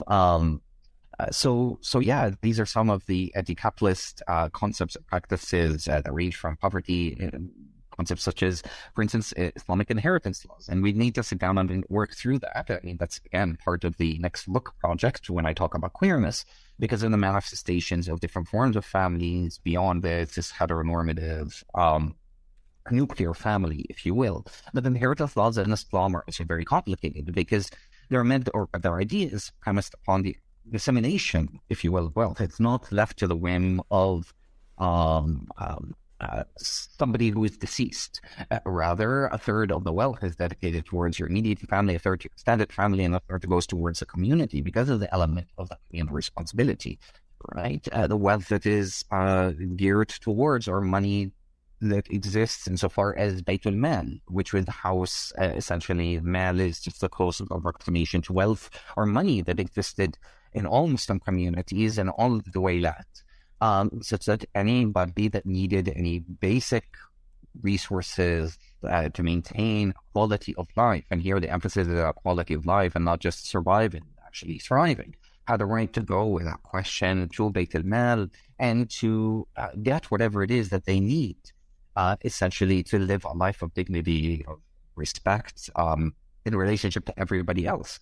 So again, these are just a minor fraction, if you will, of the concepts and practices that have to be also seen in conjunction with one another, because we can't say, well, we're going to apply these anti-capitalist concepts and separate them from the anti-authoritarian principles, because again, they're intertwined with one another.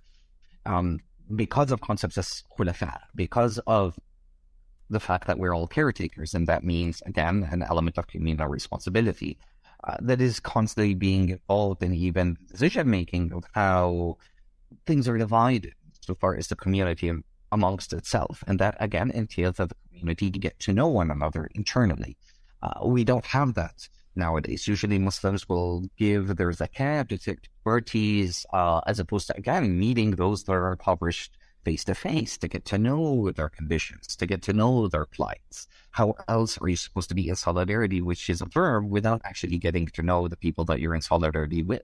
And so it is part of the cohesion that is maintained, sustained, at least within that ethical political paradigm, if one is to put it into practice, that allows for a more just economic framework of reference, while being mindful that, again, Muslims should not see non-human life, natural resources as objects. These are nations, and decisions with regard to these nations, it needs to value them as subjects, as objects. Decision-making with regard to natural resources has to occur vis-a-vis the consensus of the community. So we see all these petrodollar states, these royal families, the way that national resources get confiscated by, if you will, the post-colonial elites is when one would note it to be black skin with white mask, red skins with white mask, brown skins with white mask. We all have traitors and sellouts within our own community.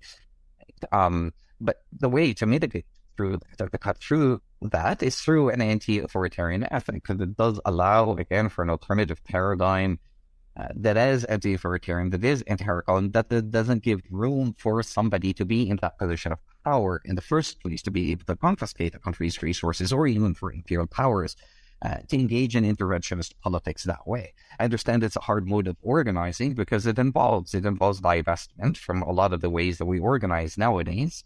At the end of the day, if I'm working with indigenous communities, and this is the land-based component, right, of within Islam or otherwise, if I'm working with indigenous communities, if we're building on the land, on settler colonial lands, we're growing food, engaging in ethics of reciprocity, relationality, and so on and so forth, that have removed the necessity that I shop at Wegmans, or he's alienated us in a certain sense. And then was part of the lesson that we ostensibly, and I hope most war movements learned from the Zapatistas, that declared themselves at war with the Mexican state, and very much are so, despite the fact that, we have a leftist president there. That takes nothing away from the equation, or nothing away from the problems that Mexico still faces.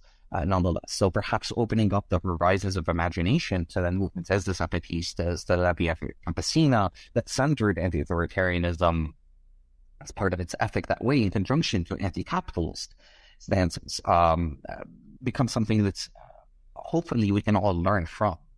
Because I don't think that this is just an anti-capitalist project that we're fighting. Like I said, it's very much intertwined with authoritarian politics and the way that we govern, the way that societies are governed, the way that we choose to govern ourselves. So yeah. So we're talking about so much stuff, and I mean the Zapatistas also, of course, as you mentioned in many places, are engaged in a sort of not only revolutionary, anti-capitalist, but fundamentally decolonial, and is wedded to indigenous movements in Chiapas in southern Mexico, which is obviously essential to any revolution in settler colonial societies. So we're talking about decolonization. We're talking about the possibility of revolution. And whenever I engage in discussions trying to build bridges between major religions and revolutionary left-wing political action, the question of violence always comes up. I gave a speech recently at ASU where I was arguing for the relationships and resonances between Marxism and Buddhism, and I got asked this question in the Q&A segment. Explorations of Christianity and revolutionary politics like liberation theology also prompt such questions. You obviously discuss this in your book as well, so can you give us your thoughts on this, on the question of violence within the context of Islam and anarchism as you outline in the text? Thank you. That's a great question. We touched upon it before when, I noted the fact that no particular tradition has hegemony if you will, over violence. I mean, we've seen, what, Stalin-Leninism or Stalinist-Leninism is also done. So again, no particular tradition has hegemony over violence as a discourse. Now, we need to understand what violence is. Even the anti-Black misogynist Gandhi said if there's violence in our hearts, then it's better to be violent than to don the cloak of non-violence to cover for impotence, right? And violence is attack. And this is where I sit down, as you know from the book, and begin to talk about violence as a tactic, in relationship to Black power, in a relationship to Red power as well. But I begin to talk about the taboo concept of jihad, very much relates to the concept of ijtihad, struggle. And jihad, again, I know that the bigger jihad is the jihad against one's inner microfascisms, right? The smaller jihad is the actual going to combat. But even jihad is not an appropriate word to use in this particular context, because the word for fighting, literally for fighting in the Quran, is qital. It's not jihad. Not all forms of qital are jihad, and not all forms of jihad are qital. It's as simple as that. With that said, is the racism, is the sexism, is the queerphobia, is the classism that any one of us, the ableism that any one of us experiences every single day, walking down the street, not a form of violence. So that should make us question what violence is in a relationship to what you call structural and symbolic violence, but then there's also revolutionary violence, as Walter Benjamin, as Rosa Luxemburg, as a lot of leftists have written about historically, right? There is no revolution without violence. That's the reality. Sorry, I live Tahrir, and it's very insulting for, a lot of activists perceive Tahrir, and there was a desire to market Tahrir as a nonviolent uprising. And actually, as you know, comrades in Cairo had written a letter back to, because at the time, Occupy Wall Street had already started to Occupy Wall Street, precisely debunking the taboo of violence. We had over 1,200 people that were martyred, many much more disappeared, over 60,000 people prisoners. Now in Egypt, you're fighting everybody from prison to military industrial complexes. You're fighting soldiers, or police that are armed with military grade equipment. We're not just talking about the global south. We're talking about, Baltimore. We're talking about Chicago. We're talking about South Central Chicago. We're talking about, Ferguson. We're talking about all these different, awakenings that are faced with repressive brute force. And not only that, but media companies and propaganda companies that try and give a shiny veneer image of police forces, let alone engage in character assassinations and aspersions with regards to those like Trayvon Martin, Michael Brown, Sandra Bland, and so on and so forth. The litany is endless. So as if Black Lives Matter don't matter anymore. This is part of, again, the irony. Where are we from how the Panthers were organizing? The Panthers were prepared, again, and did take over their own neighborhoods. They were reading or interested in walking the hallways in the corridors of power. I don't remember Malcolm or Martin seeking to become professional politicians. And Malcolm became very disillusioned, Martin became very disillusioned with the whole nonviolent rhetoric, perhaps a reason for his assassination, preparing the Poor People's March on Washington, and so on and so forth. He became very much vocal insofar as his anti-imperialism with regards to the Vietnam War, and so on and so forth. So does that put people at risk of assassinations and so on and so forth? Absolutely. When we're talking about that level of horizontalist organizing, these people were connected to their communities. They were walking around with bodyguards and so on and so forth. That's the price that you pay, and that's the reality of revolutions. For new grass to grow, old has to die. There were 14-year-olds, youth that died in the pit. How do we honor our martyrs? Beyond the remembering, beyond the acts of retelling their stories, we do so by honoring their lives and by creating those alternatives here and now. But the reality is that my life is not worth more than the 14-year-olds that died in Tahrir, that were perhaps a few meters away from myself. So, it's not an easy thing. Revolutions involve, again, asking practical questions. What are you going to do with a nuclear power plant? What are you going to do with the army? What are you going to do when somebody gets sick?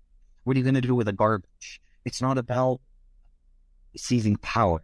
It's about knowing what to do with that supposed power seized after.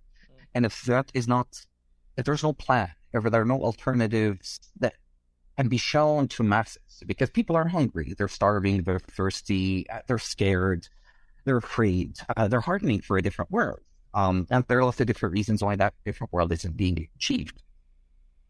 But nonetheless, unless people are willing to take up that responsibility, unless we are engaged in grassroots mobilization and organizing on street corners, within communities, and not just within the upper echelon of the academy, because this is also what creates a disconnect and an elitist sort of culture or perception that exists rightfully in so many ways, and problematic in other ways, insofar as reading academics as elite. So this is why I identify as an activist scholar, if you will. My goal and my loyalties are towards the community, but violence is unavoidable. Violence is central to, as Fanon teaches, the decolonization is an inherently violent act. It is not a violent act when I have to go recurrently and I'm constantly living the reconciliation or the paradox between Islam and anarchism, that I walk into anarchist spaces or that this book gets released and I'm not perceived as being anarchist enough, or I walk into Muslim communities and I'm not being perceived as Muslim enough. And somebody who's queer, queer Muslim walks into queer spaces and is being excluded because, well, you can't be queer and Muslim. Are they not forms of violences that we experience every single day? So again, this is part of the liberal effect on language, on communication, on the whitewashing of words. There are rules, of course, and this is what I laid down, to qital in Islam. And again, it is a tactic. Any revolutionary movement, that this is what I learned from history, but also from examples of Zapatistas. You need three things. Without those three things, there's not really much of a revolutionary movement. You need to have the creation of alternatives, of schools, hospitals, examples by which people can be inspired by. Number two, you need propaganda. You need knowledge, zines, documentaries, movies, whatever it may be, but alternative decolonized education that is interdisciplinary, that is non-siloed.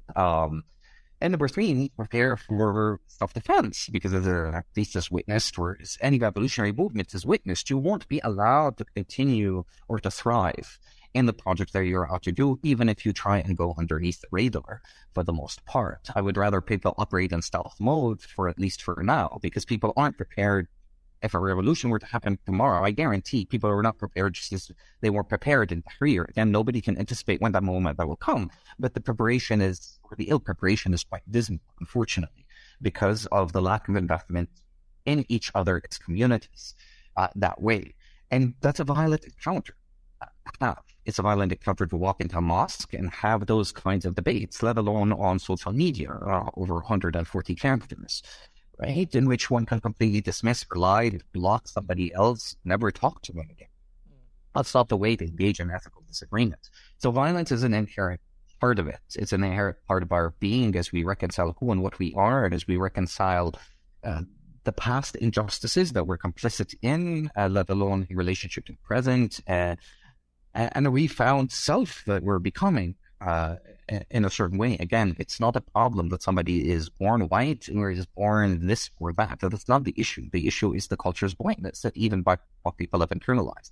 As I noted before, we have sellouts within our own communities. We're having to educate our own communities while dealing with traitors, while at the same time educating white people, while trying to build something as white people amongst one another, even the oppression Olympics, building something with white allies.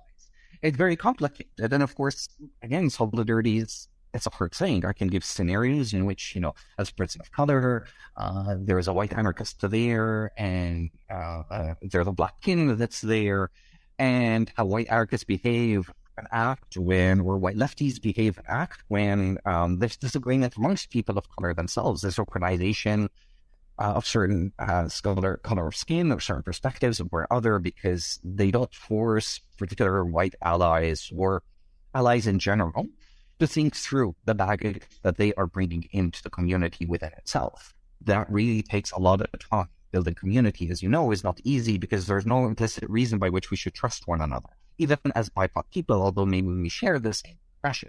That because of the injustices that we've internalized in relationship to one another, there really isn't a reason for trust. And once a building is built and it lapses for whatever reason of mistrust, it's very difficult to build that building again. So the question of egos is the question of violence. The question of mobilization is a question of violence. It's simply unavoidable. If we're talking about literal violence, well, yeah, I mean, there are choices. I had to tell my cousin, who's a police officer during the 18 days of Tahrir, that listen, it's either you and me. You are being called to Tahrir Square. I know which side of the front I'm going to be on. And if at the end of the day I have to meet you on that battlefield, it's not personal. Again, this is where my loyalty, where the element of Tawheed comes in. It's about ethical political commitments that I'm required to abide by. This isn't about blood. This isn't about family. This isn't about any of that. This isn't about us being Egyptians. Again, another social kind of identity that's constructed. So there's no way that you can achieve. How are you supposed to, again, retransform the urban metropolis cosmopolitan terrain into that is built on the logics of concrete, gray walls, on these building skyscrapers as if we're going to dethrone God next, right? We're going to pierce the sky, the stuff in heaven, we're going to dethrone God. And this is what happens, right? The whole moniker of God is dead, but Nietzsche was trying to point to something that's far more, I think, nuanced than a lot of people take that statement for.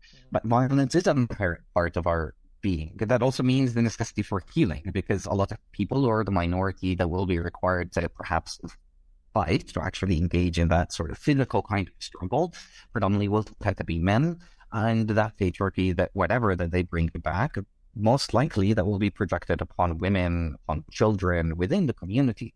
So there are rules. Again, it is a last resort. It is one that we need to be prepared for, because one, again, cannot anticipate the revolutionary situation. I remember these debates happening during Tahrir and people being fearful because you're facing that power, essentially. But again, it's precisely because there wasn't any kind of well thought out or even inspired trajectory taken from histories that existed before us and that antecedent precede the so-called Orientalized Arab Spring. We have Oaxaca 2006, the uprising there where teachers, students took over Oaxaca state. The television used that didn't even remotely happen in Tahrir Square for 6 months, for God's sake. Now we could sit down and talk about that scenario, why that ended up failing.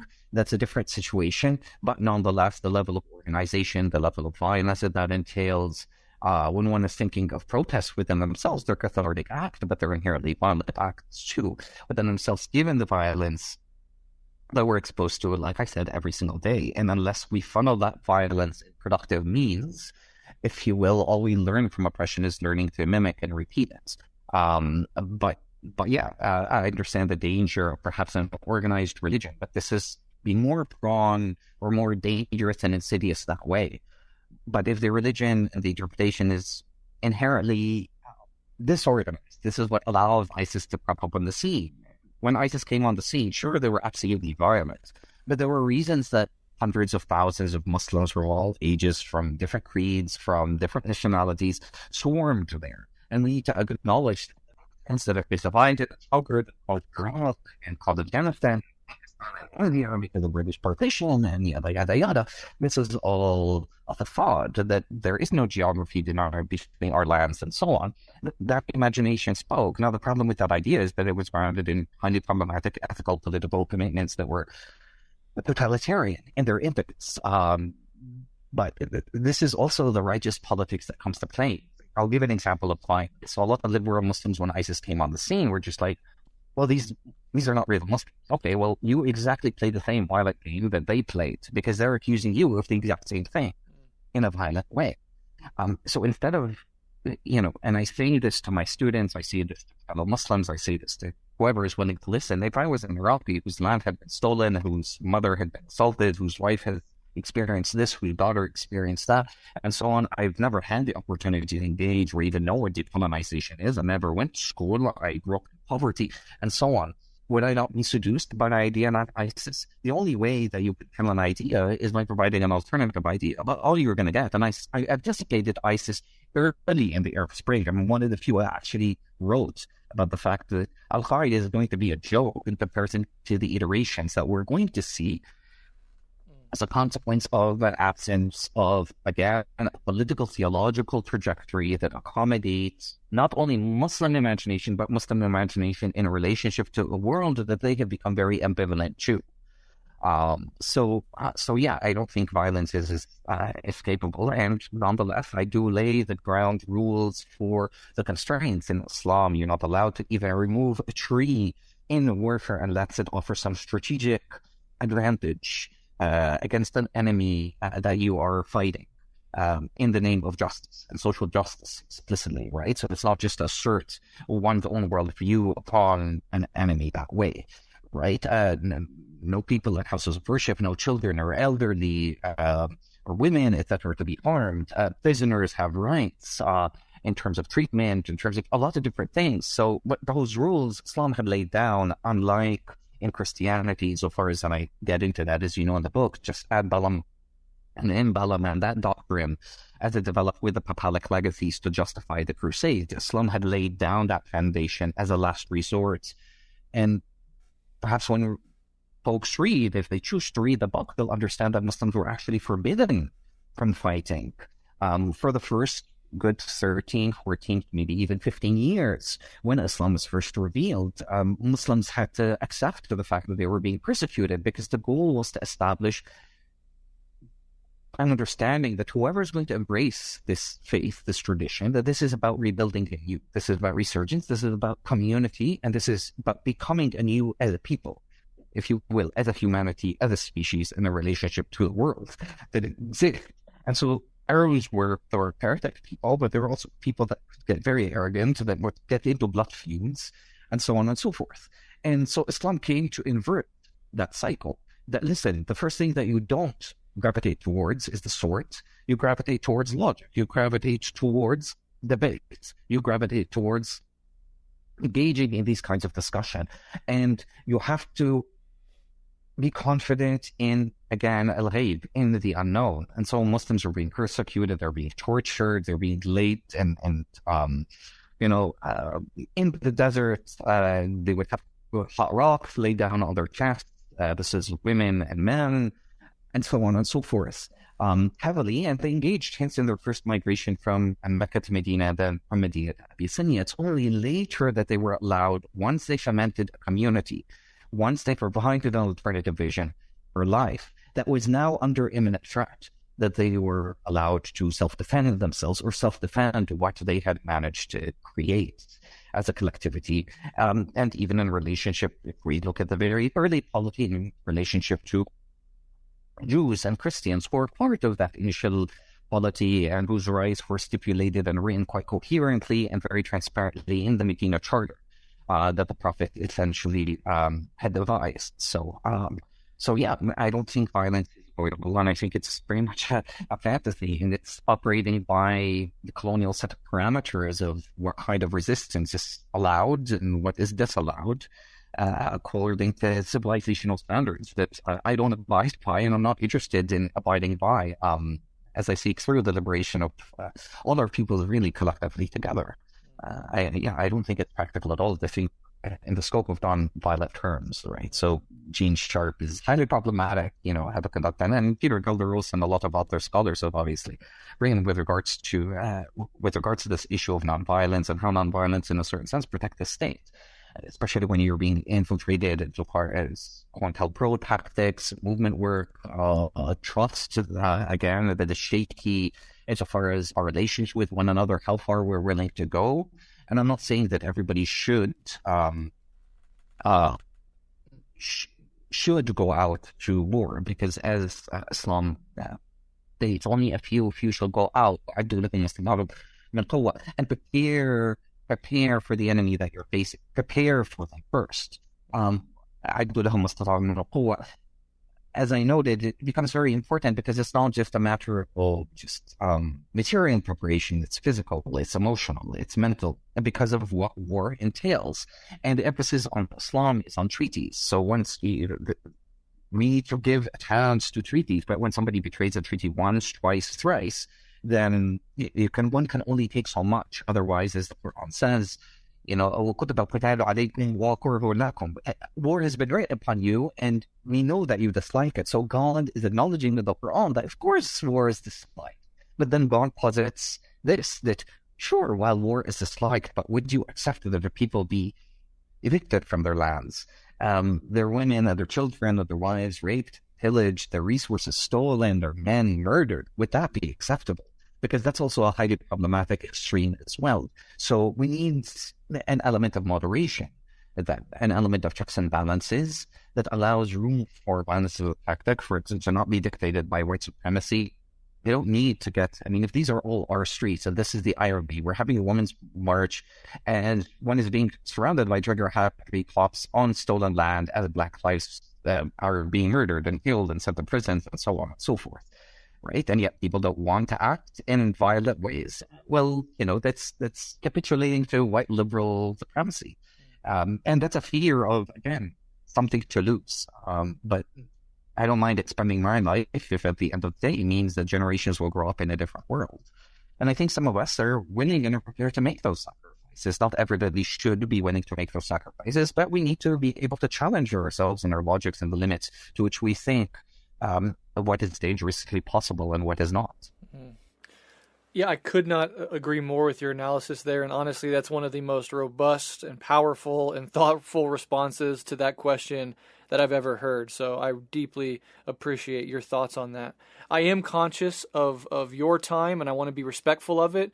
So let me ask you one more question before we wrap up with recommendations, talk about your new book and where people can find you. And the last question I want to ask is, ultimately, what do you hope readers take away from this book? Thank you.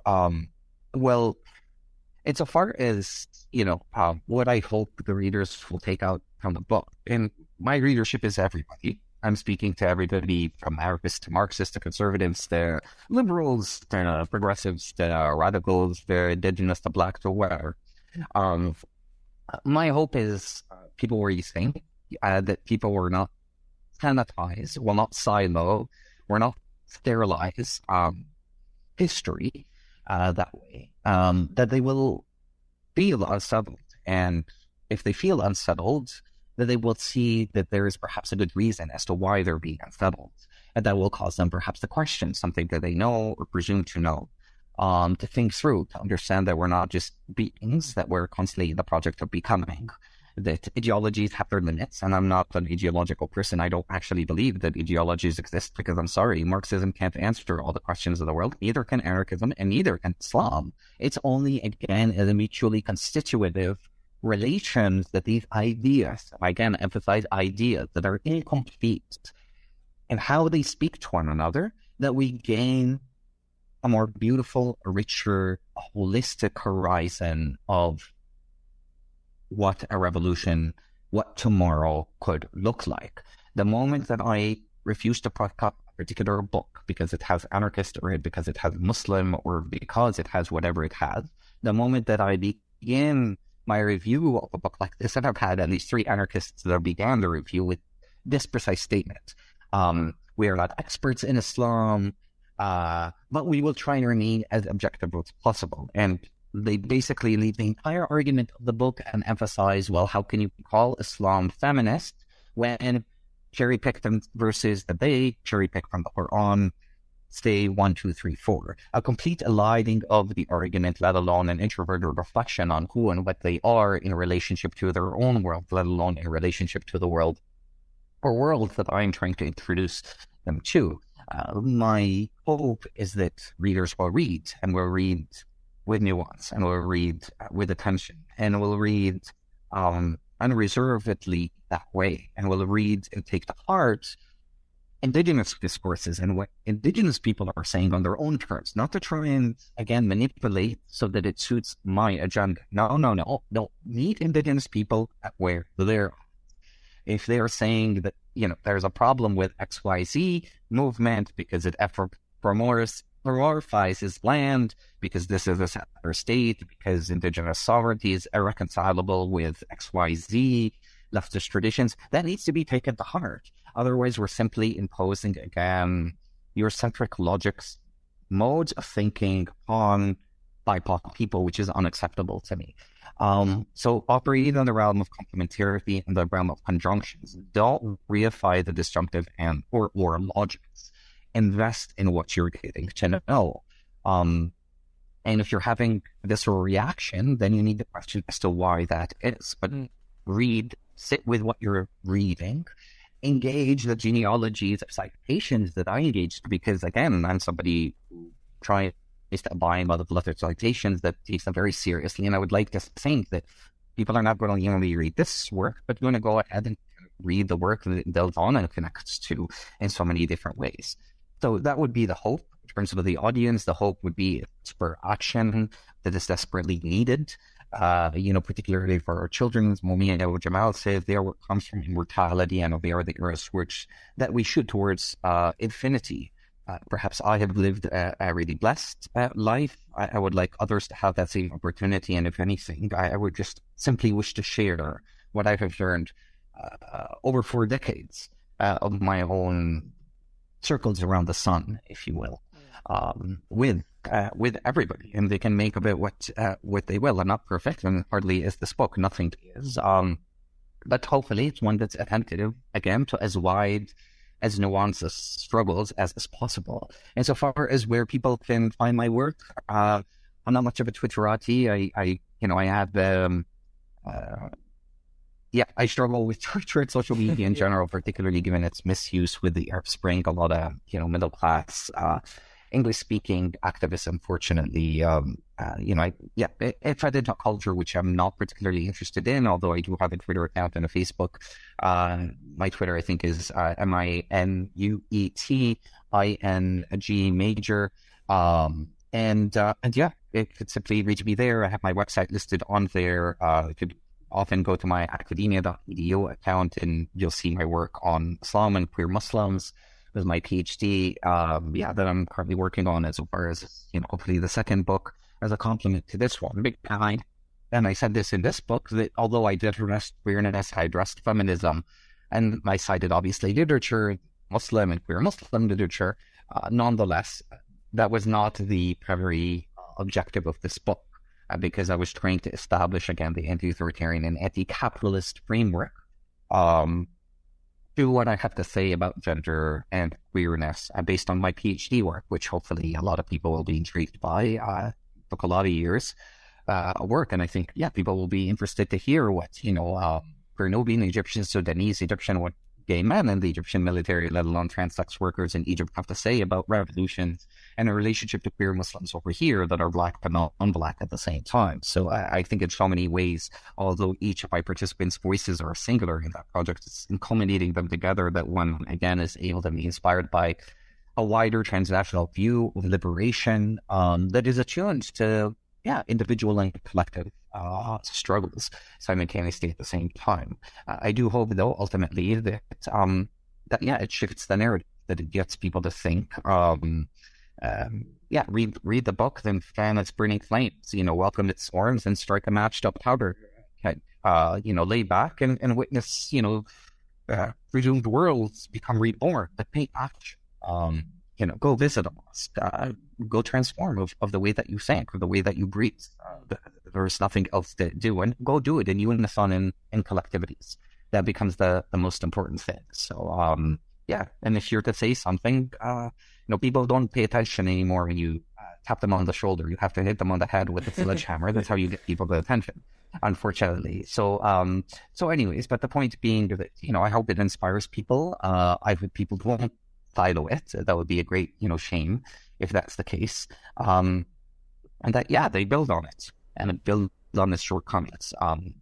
That's what I ostensibly would hope for. So, well, really good books unsettle, they challenge, and they teach at the same time. And this book absolutely unsettles, challenges, and teaches. It challenged me, some of my, core ideological commitments. It taught me so much. It unsettled me in certain ways, made me grow by unsettling me. And the book is Islam and Anarchism, Relationships and Residences.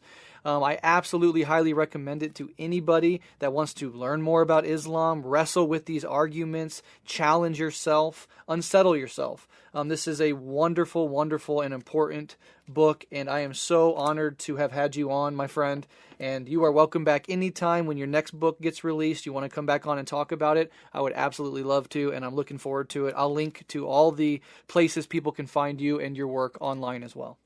Thank you very much, Brett, and I'm very, very humbled and honored again to be on your show. Revolutionary Left Radio is one of my favorite podcasts, to be quite honest, and it's certainly one of the regular ones that I listen to. So I hope your audience appreciate the episode, and I obviously would be humbled to be back here any time. But nonetheless, thank you very much